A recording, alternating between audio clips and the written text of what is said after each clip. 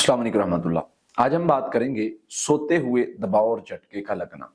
सोते हुए इंसान को दबाव पड़ जाता है और बेबस महसूस करता है या झटका लगता है और या जो इस किस्म का ख्वाब आके उसकी कैफियत खराब हो जाती है, तो इसकी रीज़न क्या है और इसका इलाज क्या है, इस पर इंशाअल्लाह बात करेंगे।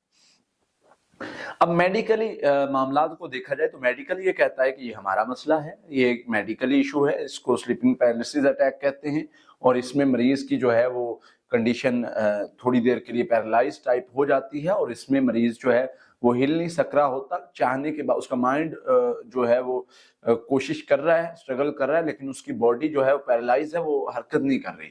तो ये मेडिकल कहता है कि ये हमारा मसला है। रूहानी मुआलिज ये कहते हैं कि ये हमारा मसला है, इसमें मरीज को जादू जिन पकड़ता है और उसकी वजह से ऐसे होता है।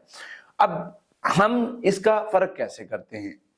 सिंपली ये है कि मेडिकल को वजह पूछते हैं कि इसकी वजह क्या है। वो कहते हैं जी वजह ये है कि इंसान सीधा लेटे तो स्टमक एसिडिटी की वजह से बसा औकात उसका जो है वो कुछ चीजें, उसका गुबार वगैरह जो है वो दिल दिमाग को पड़ता है, जिसकी वजह से गैसेस वगैरह की वजह से ये स्टक होता है थोड़ी देर के लिए। तो अगर ये करवट में लेटेगा तो ऐसा नहीं होगा। दूसरी रीजन ये है कि ये लेट खाना खाएगा तो इस तरह होगा।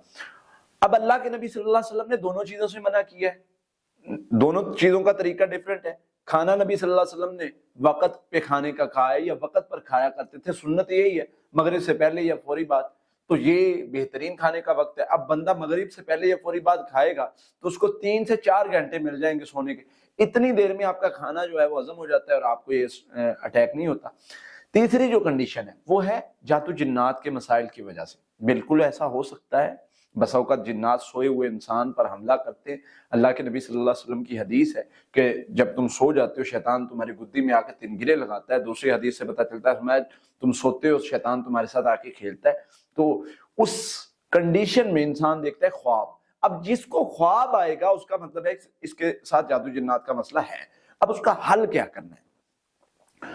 आप मेडिकली पॉइंट ऑफ व्यू से तो आपको 2 चीजें बताइए कि अपनी करवट बेहतर करनी है, खाना टाइम पे खाना है, इन चीजों को बेहतर रखना है।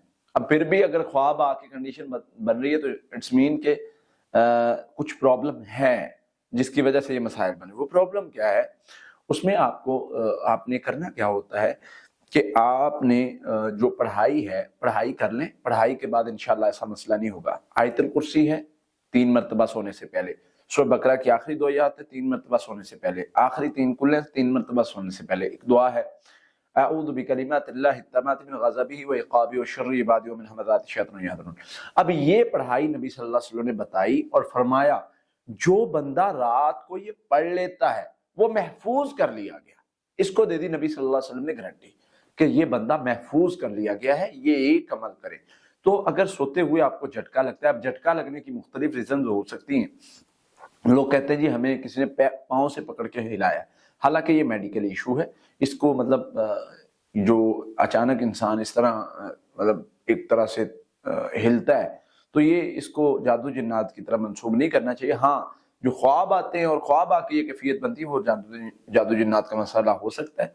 उसका इलाज बताया इंशाल्लाह, ये करने से आप इस शर से महफूज रहेंगे।